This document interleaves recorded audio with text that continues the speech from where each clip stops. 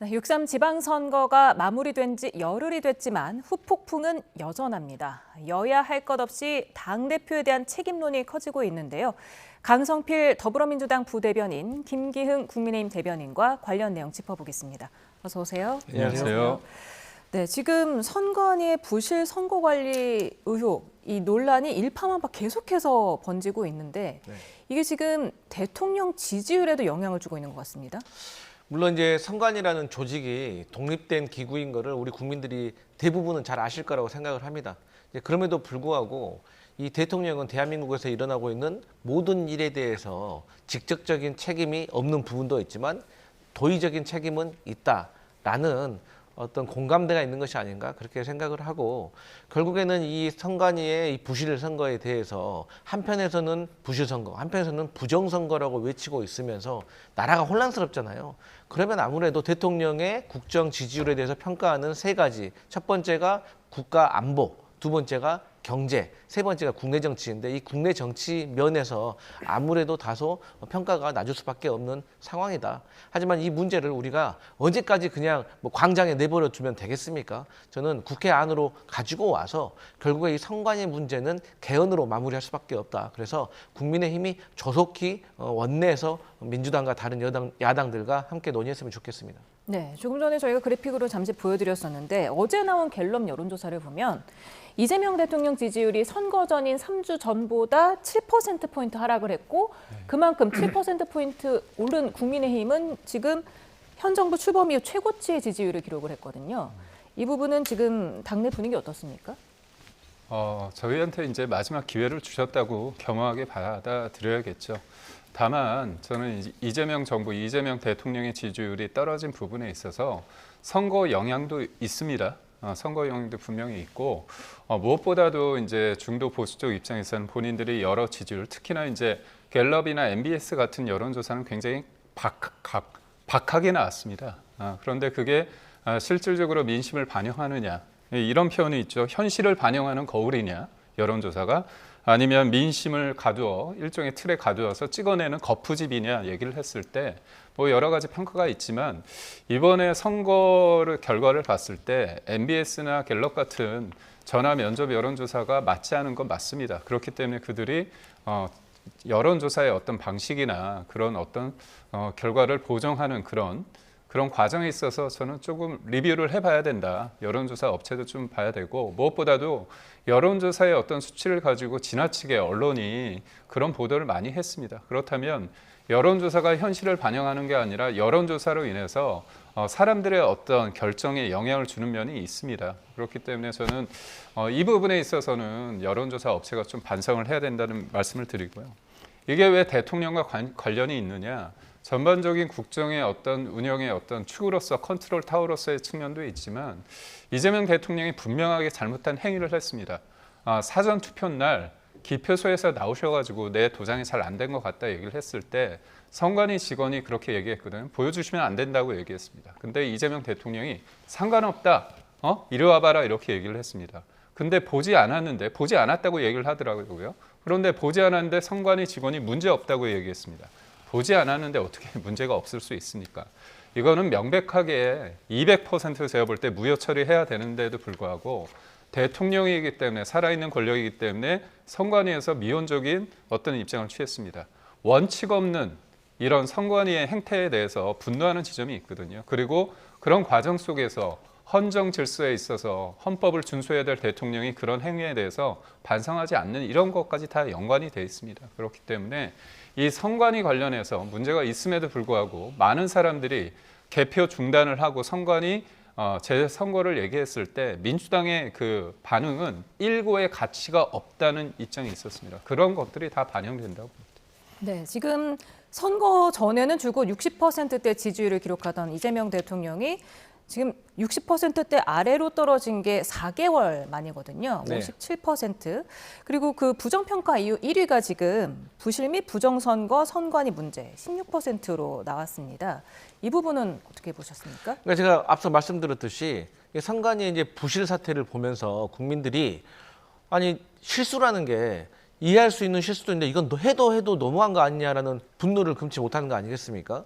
그리고 이 청년들의 생각이 좀 바뀌는 것 같아요. 그러니까 처음에는 기득권이라고 할 수 있죠. 정치권이라든지 선거에 선거 결과에 영향을 줄 수 있는 표 차이가 아니면 참정권이 훼손됐다고 하더라도 문제없다. 그래서 재선거 안 해도 된다. 이런 식으로 대응을 했었거든요. 그러니까 청년들은 화가 난 거예요.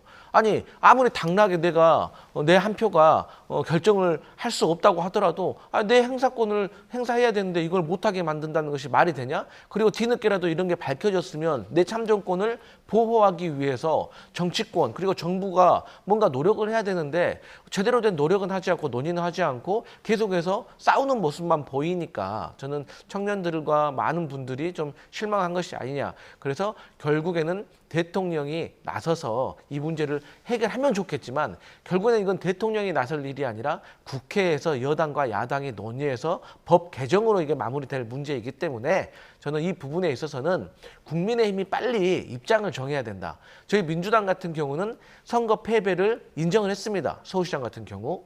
그리고 부실선거라고 저희는 규정을 하고 있어요. 그런데 국민의힘 내부에서 한쪽에서는 부실선거다. 한쪽에서는 부정선거다. 심지어 서울시장을 국민의힘이 승리했음에도 불구하고 서울시장 선거 다시 해야 되는 거 아니냐. 이런 식으로 주장을 하니까 논의 테이블 안으로 들어오지 못하는 거예요. 그래서 저는 이번에 새롭게 선출된 국민의힘 신임 원내대표가 빨리 이 문제를 좀 당내에서 정리하고 나서 국회에서 민주당과 함께 논의했으면 좋겠습니다. 네, 지금 이재명 대통령 지지율이 취임 1년 기준으로 봤을 때 박근혜 전 대통령과 같은 57%고 문재인 전 대통령보다는 21%포인트가 낮은 수치로 나왔다고 지금 한국갤럽이 분석을 했더라고요. 네. 이재명 대통령이 이제 지지율이 높다는 게 일반적으로 이제 갤럽이나 MBS 여론조사 같은 경우는 전화 면접에서는 좀 잘 나오고요.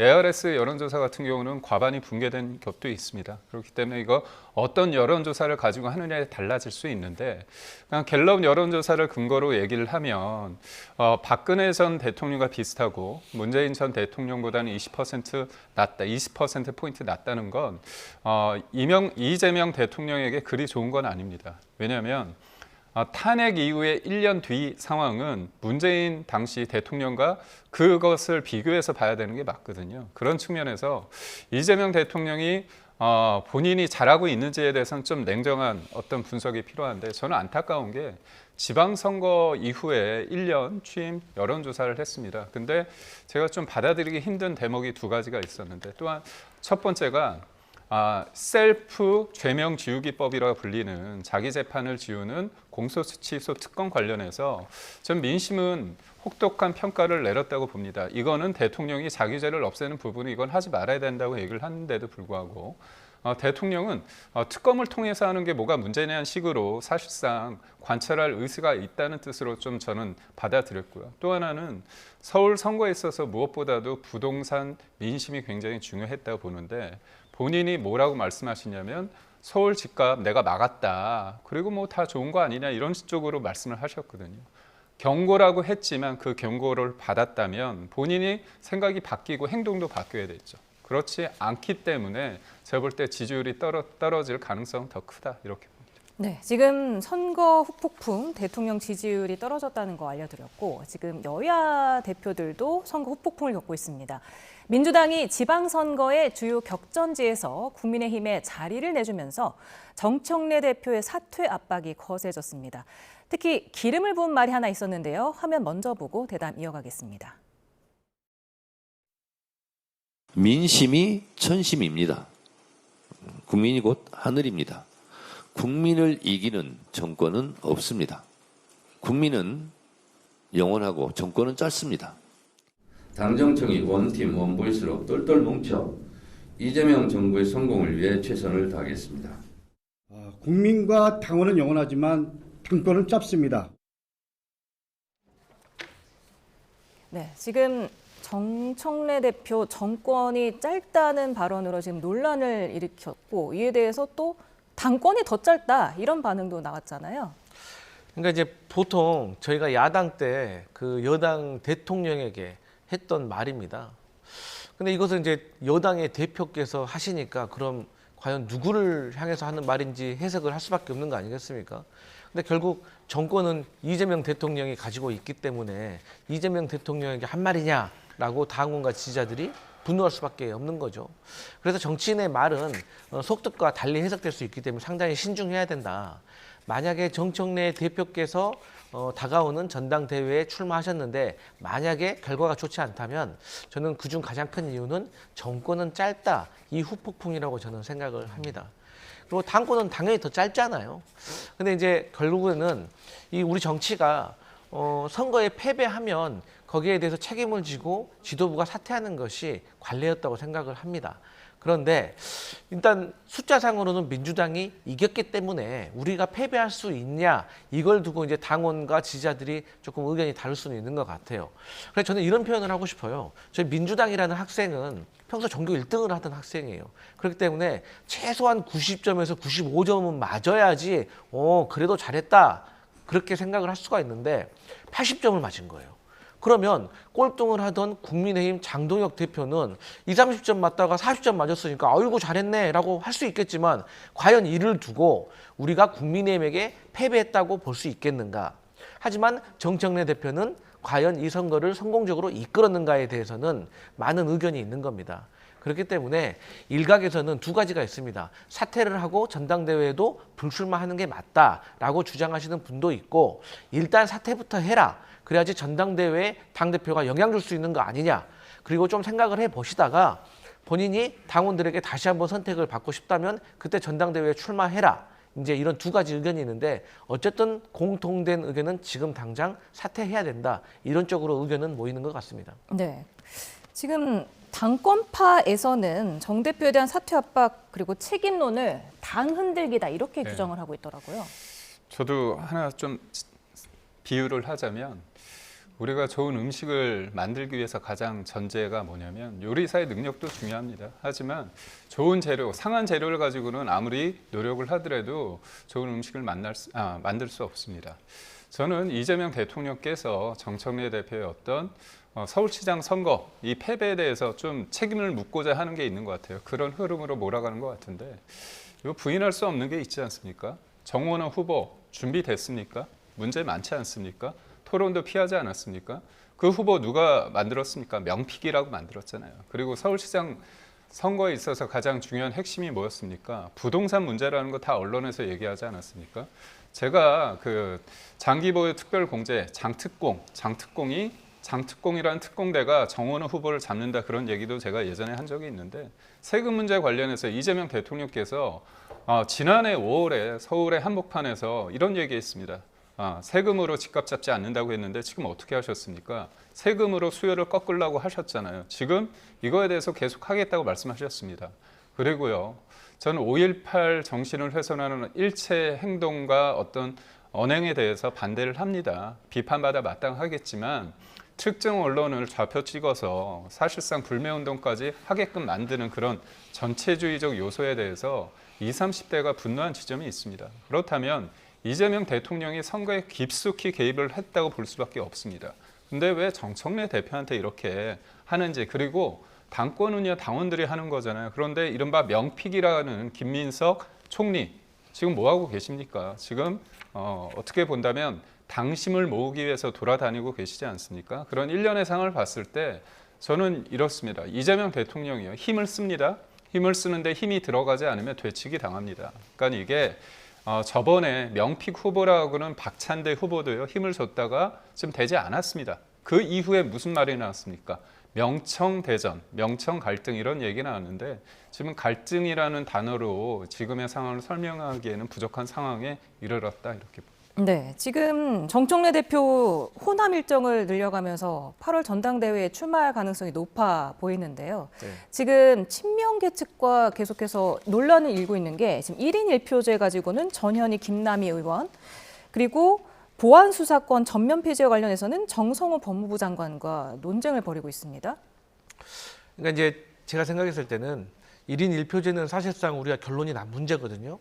그리고 보안 수사권 문제는 대통령께서도 보안 수사권을 관련해 가지고는 나름대로의 보완책이 필요하다. 폐지를 하기 위해서는 이런 말씀을 하셨습니다. 그럼에도 불구하고 국회에서 결정하면 따르겠다. 그래서 총의를 모아달라고 하셨습니다. 근데 이제 1인 1표제라든지 그리고 보안수사권 그리고 이제 의원총회를 생중계하겠다. 이런 아젠다들을 정청래 대표께서 말씀하시는 거는 아마도 지금 벌어지고 있는 이 전당대회 구도를 이재명 대통령과 정청래 대표 간의 대결 구도가 아니라 김민석 총리와 정청래 대표 간의 이런 구도를 좀 바꾸고 싶어하는 그런 의도가 있다고 봐요. 말씀하셨듯이 1인 1표라든가 모든 아젠다에 대해서 당원과 지지자들이 생각은 많이 다를 수가 있습니다. 근데 딱 하나 똑같은 거는 이재명 대통령의 성공은 다 똑같이 원할 거예요. 그렇기 때문에 정청래 대표로서는 그 이재명 대통령과 대결 구도로 가는 것이 부담스러워서 조금 프레임을 전환하기 위해서 꺼낸 카드가 아닌가 그렇게 해석할 수 있겠습니다. 네, 지금 김민석 총리와 정청래 민주당 대표 수요일에는 굉장히 환하게 웃으면서 뜨겁게 네. 포옹을 했는데 물밑에서는 좀 총성 없는 전쟁이 벌어지고 있는 양상이죠. 이게 가진 게 많은 사람일수록 그 권한과 권력을 나누기 쉽지 않습니다. 집권 세력 아닙니까? 그렇기 때문에 치열할 수밖에 없고 예를 들자면 2024년 총선을 앞두고 어떤 게 있었습니까? 비명 횡사, 친명 횡재가 있었습니다. 이게 2028년 총선의 공천권을 가지는 당대표이기 때문에요. 친명 쪽이나 아니면 친청계, 크게 봤을 땐 친문계 진영에 있어서는 이거는 지금 뭔가 서로 양보하거나 적당한 선에서 끝낼 수 있는 게 아닙니다. 한번 칼을 휘둘러 본 쪽은 있죠. 그리고 칼을 맞아봐서 어떻게 보면 굉장히 어려운 상황에 이르는 사람들이 있습니다. 그렇기 때문에 이게 있고요.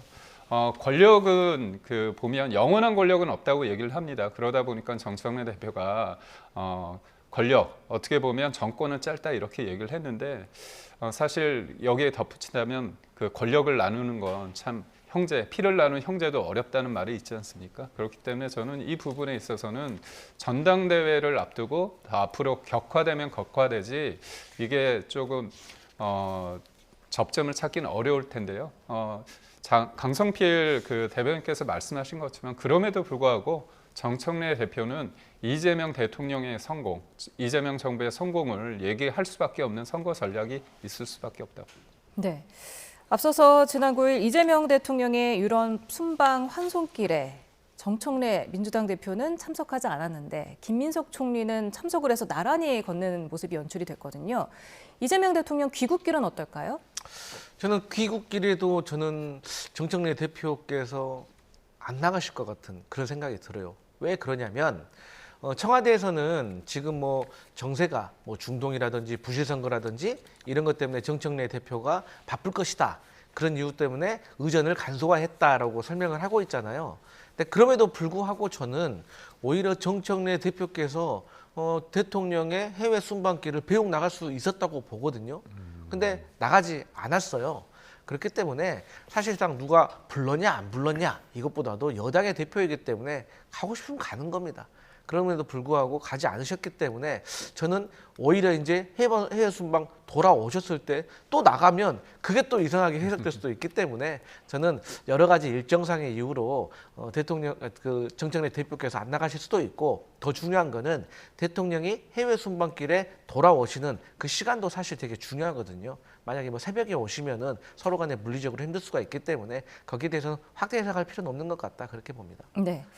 지금 여당의 지도부 사퇴 압박을 알아봤는데 네, 국민의힘도 장동혁 대표 사퇴 압박이 만만치가 않거든요. 지금 어떻게 사퇴 보고 계십니까?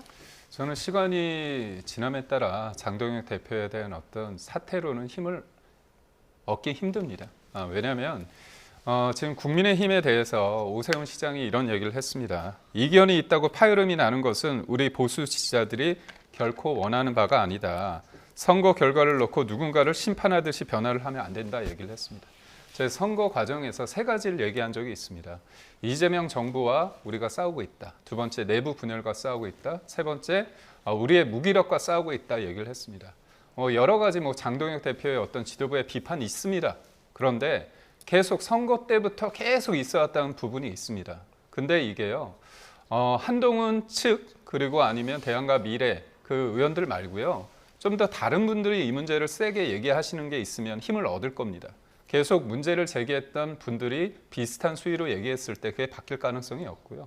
또 무엇보다 더 중요한 게 지금 많은 사람들이 분노하는 지점이 투표용지 부족인데요. 단지 투표용지 부족을 넘어서 제가 볼 때는 이거 선거가 제대로 이루어졌을까 하는 의문이 들 정도로 여러 가지 문제가 나오고 있습니다. 젊은 친구들이 2030 세대들이 이 재선거라는 이런 부분에 대해서 많은 공감을 보이고 있습니다. 저도 올림픽 공원에 갔었는데요. 굉장히 단순합니다. 그들이 요구하는 건 단순합니다. 선거 유불리를 떠나서 선거를 졌기 때문에 재선거를 하자는 게 아닙니다. 선거를 이겼기 때문에 또 재선거를 하지 말자는 게 아니고요. 이들 2030이 얘기하는 것들은 공정이라는 건 결과적 공정도 중요하지만 과정에서의 공정이 굉장히 중요하다는 겁니다. 제가 재선거를 무조건 하자는 얘기는 아닙니다. 하지만 그들의 요구에 대해서 그들의 목소리에 대해서 정치권이 경청을 하고요. 미리 재단할 필요는 없습니다. 정치권이 그걸 가져와서 제도와 시스템 내에서 이것을 어떻게 할 것인가에 대한 부분인데 여하튼 장동혁 대표와 지도부가 이 문제를 끊임없이 초기부터 지금까지 이 문제를 계속 다뤄왔기 때문에 일종의 주도권을 가지고 있기 때문에요. 장동혁 대표를 이 당내에서 지금 곧바로 바꿔야 된다는 여론은 힘을 얻기가 어렵습니다. 네, 지금 전면 재선거 하자는 여론이 좀 많다 이런 말씀을 해주셨는데 그래픽으로 한번 보겠습니다. 지금 전면 재선거에 찬성하는 입장이 44%, 반대는 48%입니다. 그런데 지금 보니까 20대, 30대 찬성이 굉장히 높은 게 20대는 67%가 재선거에 동의했고 30대는 62%가 재선거에 동의를 했더라고요.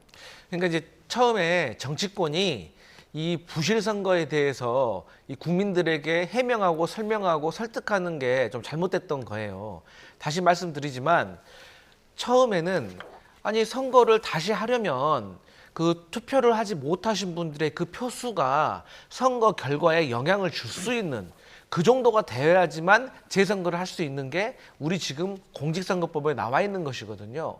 그렇게 해석을 하다 보니까 아니 그러면 나의 한 표가 당락에 결정을 하지 못한다고 해서 내 한 표는 버려지든지 말든지 아무 상관이 없다는 거야? 이거는 다른 차원의 문제인 거예요. 그렇기 때문에 2030들이 여기에 대해서 분노하고 있는 거거든요. 그렇기 때문에 제가 거듭 말씀드리지만 사실 이것 말고도 이번에 부실 사태와 관련해가지고 여러 가지 문제들이 혼재되어 있어요. 저도 처음에는 그렇게 생각하지 않다가 시간이 조금 지나고 자료도 보고 하니까 생각이 바뀐 부분이 많아요. 그러면 지금 광장에 나와 있는 이런 목소리를 국민의힘의 일부 그 정치인들처럼 이걸 세력화시키고 본인의 정치적인 도구로 사용하라고 하지 말고 이걸 빨리 논의의 장인 국회로 가지고 와서 이러이러한 문제점이 있는데 이걸 어떻게 개선해 나갈 것인가 이걸 논의를 해야 되잖아요. 그리고 결국에 이것은 개헌으로 이어져야 되는 거예요. 그리고 그 전에 그리고 동시에 같이 이루어져야 될 문제는 국정조사를 통해 가지고 상황이 어떠한 건지 살펴보고 거기에 대해서 문제가 있으면 처벌하기 위해서 특검으로 연결이 되고 특검에서도 혐의가 있으면 이걸 기소해서 법정에서 우리가 무효화할 것인지 아니면 어떻게 책임질 것인지 확정을 해줘야지 우리가 결과를 만들 수가 있는 건데 장동혁 대표는 정확히 이 반대로 하고 있어요. 국정조사, 특검, 그다음에 재선거가 아니라 재선거부터 먼저 하고 국정조사나 특검을 하자는 거예요. 이거 누가 보더라도 앞뒤가 바뀐 거거든요. 문제는 국민의힘 안에서도 장동혁 대표하고 다른 목소리, 그러니까 저희 민주당과 비슷한 의견을 가진 분들이 많이 있거든요. 근데 당대표가 그렇게 주장을 하고 있기 때문에 대변인도 바로 개인 의견이라고 해버리잖아요. 그렇기 때문에 이게 논의가 시작조차 못하고 있다. 그래서 광장에 분노만 들끓고 있기 때문에 저는 국민의힘에서 새로 선출된 원내대표라도 이 문제를 빨리 원내에 가지고 와서 논의했으면 좋겠다. 만약 특검을 한다면 저는 민주당은 특검 추천 야당에게 넘길 수도 있다고 봅니다. 네, 지금 국민의힘 소장파는 장동혁 대표의 거취를 논의할 의원총회를 소집해달라 이렇게 요구를 했더니 정정식 신임 원내대표가 이번 일요일까지 지켜보고 정하겠다고 했거든요. 다음 주에 열립니까? 제가 볼 때 열릴 수도 있고요. 열리지 않을 수도 있는데 저는 열릴 때 당 지도부에 대한 어떤 거취 문제뿐만이 아니라 이 재선거 지금 광장에서의 그런 젊은 분들의 그리고 저희가 지금 여론조사에 나왔지만 48%, 44%는 오차 범위 내에 있습니다. 그렇기 때문에 재선거에 대한 목소리가 국민의 반 정도가 있다 이렇게 해도 무리가 아닐 수 있거든요. 그래서 저는 점정식 원내대표가 경선에서 김도읍 후보와 성일종 후보를 이기고 본인이 된 거는요. 국회의원들, 국민의힘 국회의원들이 바라보는 이 사안은 안정적 변화를 요구하는 겁니다. 선거 결과에 따라서 누구를 심판하듯 누구를 제거하는 그런 과정을 원하는 게 아니라 여러 가지 상황을 보면서 총의를 모아가는 과정이 필요하다는 거죠. 그 총의를 모아가는 과정 속에서 의총이라는 형식이 저는 배제될 수 없다고 봅니다. 그래서 이번 선거 결과에 대해서 좀 차분하게 논의도 하고요. 그 가운데 장동혁 대표가 얼마나 잘했는지 못했는지도 봐야 되고요. 저는 무엇보다도 빠지면 안 되는 대목이 하나 있습니다. 뭐냐면 저는 당협위원장을 했습니다. 그리고 대변인 역할을 했습니다. 전 현장에서 제 부족하지만 열심히 뛰었다고 보는데요. 다만 선거 과정 속에서 지도부를 과하게 비판하면서 그러면서 어떻게 보면 평론가에 머무는 그런 게 좀 있습니다. 우리가 표를 얻기 위해서는 내부 분열이라는 게 그냥 쉽게 분열이 있다 이게 아닙니다. 외부에서 공격할 때 그거는 굉장히 용의적으로 편의적으로 이용당할 수 있는 대목이 있고요. 선거에 그게 굉장히 악영향이 있습니다. 그래서 선거 과정에서 한 목소리를 내면서 치열하게 싸울 때 그들 중에 적지 않은 분들은 내부 비판만 한 부분들이 있다면 그에 대한 책임도 그에 대한 비판도 필요하다 봅니다. 네, 마지막으로 이것도 짚어보겠습니다. 국민의힘이 풀어야 할 또 다른 숙제가 무소속 한동훈 의원의 복당 문제일 텐데 상대당에서 좀 객관적으로 보셨을 때 어떻게 될 것으로 보세요? 저는 오세훈 서울시장의 의견이 상당히 중요하다고 봅니다. 그러니까 지금 장동혁 대표와 관련해가지고는 당권파든 비당권파이든 더 이상 존치가 불가능한 지도부라고 생각을 할 거예요. 다만 지금 당장 당권파도 장동혁 대표 사퇴를 이끌어내지 않는 이유는 본인들이 앞으로 본인들의 공천권과 당권을 유지하면서 이 당을 이끌어 나갈 수 있는 대안이 마련되지 않았기 때문이거든요. 그 과정 속에서 저는 오세훈 서울시장, 이제는 국민의힘의 잠재적인 대권 후보잖아요. 이분과 어떤 교류가 있다고 하면 저는 안정적으로 장동혁 대표를 이끌어내리고 저는 당을 운영해 나갈 수가 있고 그리고 이제 총선쯤에 가가지고 저는 이준석 대표라는 개혁신당과 혹은 밖에 있는 한동훈 무소속 의원까지 모두 당 안으로 데리고 와서 어떤 결집하는 모습으로 총선을 치르지 않겠나. 그 전에는 복당이 좀 어렵지 않겠나. 이런 생각해 봅니다. 네, 오늘 말씀 여기까지 듣겠습니다. 강성필 더불어민주당 부대변인, 김기은 국민의힘 대변인과 내용 짚어봤습니다. 감사합니다. 고맙습니다.